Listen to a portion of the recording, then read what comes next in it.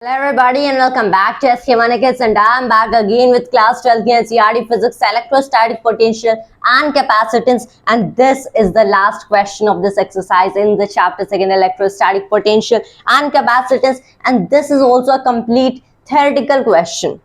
यहाँ पे है answer the following. A, the top of the atmosphere is at about 400 kilovolts with respect to the surface of the earth, corresponding to an electric field that decreases with altitude. Near the surface of the earth, the field is about 100 volt per meter. Why then do we not get an electric shock as we step out of our house into the open? Assume the house to be a steel cage, so there is no field inside. That is the thing कि हम अगर ये जो top of atmosphere है जो कि 400 kilovolt के potential पे एग्जिस्ट करता है and with respect to the surface of the earth, तो ये पोटेंशियल डिफरेंस है एंड यहाँ से एक फील्ड क्रिएट होती है जो कि डिक्रीज करती है with altitude and at the surface of the earth it is about 100 volt पर मीटर. तब हमें इलेक्ट्रिक शॉक क्यों नहीं लगता है? हमें इलेक्ट्रिक शॉक क्यों नहीं लगता है when we are stepping out of our house into the open atmosphere? Well, इसका आंसर रियली सिंपल है. सिंस वी नो कि जो इलेक्ट्रिक चार्ज होता है, इलेक्ट्रिक शॉक कैसे लगता है? जब इलेक्ट्रिक करंट फ्लो करती है, that is electric charge flow करता है. एंड इलेक्ट्रिक चार्ज हमेशा हायर पोटेंशियल से लोअर पोटेंशियल की डायरेक्शन में फ्लो करता है. लेकिन दिस इज इंटरेस्टिंग कि अगर दो हमारे पास ऑब्जेक्ट्स हैं जिनकी सेम अमाउंट की पोटेंशियल है, तब इलेक्ट्रिक चार्ज नहीं फ्लो करेगा क्योंकि यहाँ पे कोई हायर या कोई लोअर पोटेंशियल नहीं है. तो ऑब्वियसली वी नो जब हम even in our house when we are going outside, हमें इलेक्ट्रिक शॉक इसलिए नहीं लगता है क्योंकि कोई इलेक्ट्रिक चार्ज नहीं फ्लो करेगा, क्योंकि हमारी जो बॉडी है, हमारी body atmosphere and the ground, ये सारे इक्विलिब्रियम में होते हैं. That is an equilibrium of the electric potential. सारे हमारी body and ground and even the atmosphere में सेम अमाउंट का पोटेंशियल होता है. That is no potential difference and कोई चार्ज फ्लो नहीं करता एंड हमें इलेक्ट्रिक शॉक नहीं लगता है. बी पार्ट है कि a man fixes outside his house one evening a 2 meter high insulating slab carrying on its top a large aluminium sheet of area 1 meter squared. Will he get an electric shock if he touches the metal sheet next morning?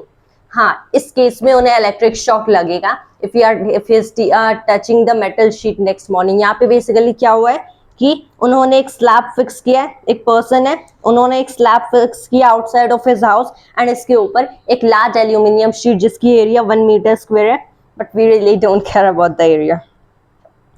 And तो उन्हें electric shock क्यों लगेगा? इसलिए लगेगा क्योंकि जो भी current discharge होता है, जो भी इलेक्ट्रिक करंट डिस्चार्ज होगा, इसकी वजह से इन द एटमॉस्फेयर, इसकी वजह से वो जो एल्यूमिनियम शीट है ना, उसका वोल्टेज इंक्रीज होते जाएगा. एंड जब उसका वोल्टेज इंक्रीज होगा, उसका पोटेंशियल इंक्रीज होगा, तो ऑब्वियसली उस एल्यूमिनियम शीट एंड यहाँ पे जो स्लैब है वो इंसुलेटिंग है, तो बेसिकली कोई चार्ज फ्लो नहीं कर सकता है इन एंड अगर the electric field isn't sufficiently high enough, ये डाइलेक्ट्रिक स्ट्रेंथ को भी एक्सीड नहीं करेगी, तो एयर में भी इलेक्ट्रिक चार्ज फ्लो नहीं करेगा. एंड ये स्लैब इंसुलेटिंग है, so no charge will flow into the ground. That is the thing कि ये जो हमारा मेटल शीट है, एल्यूमिनियम शीट, ये इसका वोल्टेज इंक्रीज हो जाएगा. तो जब when we are having a low electric potential are touching the aluminium sheet which has now sufficiently high amount of electric potential, तो क्या होगा कि करंट फ्लो होगा, दैट इज जो भी चार्ज होगा वो हमारी बॉडी में फ्लो होगा एंड अब हमें इलेक्ट्रिक शॉक लगेगा. पार्ट सी में that's the discharging current in the atmosphere due to the small conductivity of air is known to be 1800 amperes on an average over the globe. Why then does the atmosphere not discharge itself completely in due course and become electrically neutral? In other words, what keeps the atmosphere charged? Here is given कि जो discharging current है in atmosphere 1800 ampere over the globe, we really don't care about that. The real question is कि atmosphere में जो भी current है, जो भी charge है, कि एटमॉस्फेयर खुद को डिस्चार्ज क्यों नहीं कर लेता एंड इलेक्ट्रिकली न्यूट्रल क्यों नहीं बन जाता? Right, what is the thing जो कि इसे चार्ज रखती है rather than being electrically neutral? तो एटमॉस्फेयर इसलिए चार्ज होता है क्योंकि बेसिकली क्या होता है कि every day there are so many thunderstorms and lightnings, and ये जो thunderstorms and lightnings होते हैं ना, ये सारे अपनी एनर्जी से ये इस पूरे एटमॉस्फेयर को ओवर द ग्लोब चार्ज रखते हैं, एंड जहां पे the weather is clear, there is no thunderstorm और लाइटनिंग, उन रीजन्स में एटमॉस्फेयर इलेक्ट्रिकली डिस्चार्ज हो जाता है. But in the case of another thunderstorm and lightning, of course atmosphere फिर से चार्ज हो जाएगा. So that is a thing कि ये जो एटमॉस्फेयर है, it will become electrically neutral if the weather is entirely clear, but if it is not, if there is another thunderstorm and lightning, so in that case atmosphere discharge nahi kar pata, rather it gets charged again.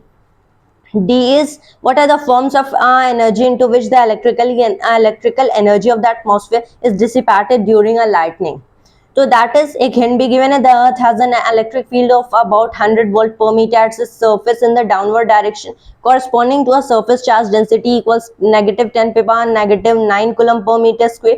Due to the slight conductivity of the atmosphere up to about 50 kilometer, beyond which it is a good conductor, about positive 1800 coulomb is pumped every second into the earth as a whole. The earth, however, does not get discharged in thunderstorms and lightning occur continually all over the globe, pump an equal amount of negative charge on the earth, right?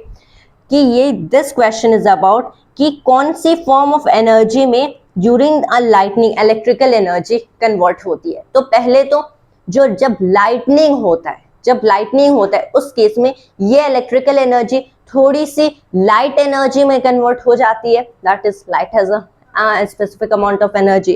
तो lightning में ये electrical energy light की form में convert हो जाती है, and when there is a thunderstorm तो ये हीट एंड साउंड की फॉर्म में कन्वर्ट हो जाती है. That is when we are hearing the sound. Now obviously in thunderstorm there is a lot of heat involved, while in lightning there is the light that we can actually see.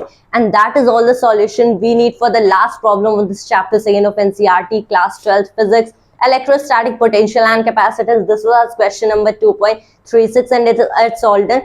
Later on we'll start some more view, in fact all the chapters of the NCERT. And thanks to you always, and Jai Hind, Jai Bharat.